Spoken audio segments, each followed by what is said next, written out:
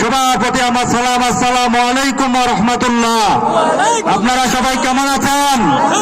শুকরিয়া আদায় করি সেই মহান রবের, যিনি আমাদেরকে এত সুন্দর একটা পরিবেশ করে দিলেন, নির্বাচনের এই সুন্দর একটা পরিবেশ করে দিলেন।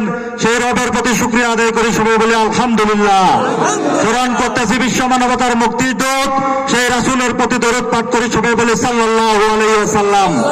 সাথে সাথে স্মরণ করতেছি আমাদের জুলাই বিপ্লবের যোদ্ধাগণ যারা শহীদ হয়ে গেলেন, আমাদের হাদি ভাই সহ ইসলামের জন্য যারা জীবনের তাজা রক্ত বিলিয়ে দিলেন, ফাঁসির মঞ্চে চলে গেলেন, হাসি মুখে তারা ফাঁসিকে বরণ করে নিলেন, সেই সমস্ত শহীদ ভাইদের রূহের মাগফিরাত কামনা করতেছি, সবাই বলি আল্লাহুম্মা আমিন। আজকের এই নির্বাচনী পথসভা ইতিমধ্যে আপনারা জানেন আমাদের মাঝে জেলার নেতৃবৃন্দ উপস্থিত হয়েছেন। আমাদের এই ১ নং আসনের এমপি প্রার্থী জনাব সার্জিস আলম ভাইও আমাদের মাঝে উপস্থিত হবেন এবং জেলামি সাহেব আমাদের মাঝে উপস্থিত হবেন। কথা সংক্ষিপ্তভাবে শেষ করতে হবে, কথা বলার সময় খুব কম। আমরা ইতিমধ্যে লক্ষ্য করতে পারতেছি আমাদের মানবিক নেতা, মানবতার ফেরিওয়ালা ডাক্তার শফিকুর রহমান ৫ তারিখের পরেই আমরা লক্ষ্য করতেছি তিনি সারা বাংলাদেশে বিভিন্ন প্রান্তরে ছুটে যাচ্ছিলেন, বন্যায় মানুষদেরকে সহযোগিতা করেছেন। আপনারা জানেন আউলিয়ার ঘাটে এই নৌকা ডুবিতে অসংখ্য সনাতন ভাইরা এখানে মৃত্যুবরণ করেছে, তিনি এখানে সাথে সাথে ছুটে এসেছেন। এভাবে আমরা দেখতে পেরেছি যে ঢাকায় যে ওই যে স্কুলে আগুন লাগলো, কি একটা স্কুলে যে আগুন লাগলো, সাথে সাথে মাইলস্টোন স্কুলের সবার প্রথম আমাদের আমিরে জামাত ছুটে গেছেন। সেদিনও ঢাকা শহরে একখানে আগুন লেগেছে, সবার প্রথম আমাদের আমিরে জামাত ছুটে গেছেন। এই মানবতার ফেরিওয়ালা তিনি চাচ্ছেন যে ঐক্যবদ্ধ একটা বাংলাদেশ তৈরি করতে, তিনি চাচ্ছেন সবাইকে নিয়ে একটা সুখী সমৃদ্ধশীল বাংলাদেশ তৈরি করতে, তিনি চাচ্ছেন একটা ন্যায় ও ইনসাফের বাংলাদেশ তৈরি করতে। এই জন্য তিনি 11টি দলকে একত্রিত করে একটি বৈষম্য মুক্ত বাংলাদেশ তৈরি করার স্বপ্ন দেখতেছেন।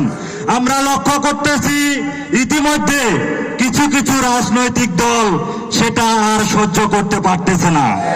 আমাদের মা বোনদের উপর, নারীদের উপর হেনস্থা করা হচ্ছে। আমরা লক্ষ্য করতেছি আমাদের নারী কর্মীদের হিজাব খুলে দেওয়া হচ্ছে, তাদের নিকাব খুলে দেওয়া হচ্ছে। গতকালকেও আমরা দেখতে পেয়েছি শেরপুরে আমাদের এক ভাইকে শহীদ করা হয়েছে। আমরা দেখতে পাচ্ছি প্রশাসনের পক্ষপাতিত্ব শুরু হয়েছে। পঞ্চগড়েও এর ব্যতিক্রম নয়। আমরা ইতিমধ্যে পঞ্চগড়ে লক্ষ্য করেছি প্রশাসন একপাক্ষিক আচরণ করতেছে। আমরা সতর্ক করে দিতে চাই, আমরা আর সেই আগের জামাতে ইসলাম নাই।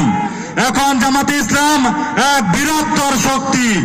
এখন তাদের সাথে 11টি দল জোট বেঁধেছে, তারা এখন বাংলাদেশে সরকার গঠন করার মতো একটি দল। আগামী দিনে প্রধানমন্ত্রিত্ব পরিচালনা করার মতো বাংলাদেশের যোগ্যতা তৈরি হয়েছে। তারা বলতেছে বাংলাদেশে কি জামাতে ইসলাম ক্ষমতা পরিচালনা করতে পারবে? তাদের তো কোনো অভিজ্ঞতা নেই। কে বলেছে আমাদের অভিজ্ঞতা নেই? আমরা যখন বিএনপির সাথে জোটে তার সরকার গঠন করেছিলাম, তখন আমাদের আপনারা জানেন শহীদ মতিউর রহমান নিজামী, শহীদ আলী হাসান মুজাহিদ ভাই, তারা দুইটা মন্ত্রণালয় পরিচালনা করেছিল। আমরা দেখেছি তাদের বিরুদ্ধে তাদেরকে দূরবীন দিয়ে তাদেরকে পর্যবেক্ষণ করা হয়েছে, তাদের নামে 1 টাকার দুর্নীতির কোনো পাওয়া যায় নাই, তাদের ব্যাপারে দুর্নীতির কোনো অভিযোগ পাওয়া যায় নাই, 1টি টাকার দুর্নীতি তারা করে নাই। আমরা দেখেছি যে জামাতে ইসলামের অনেক এমপি নির্বাচিত হয়েছে বিগত দিনে, উপজেলা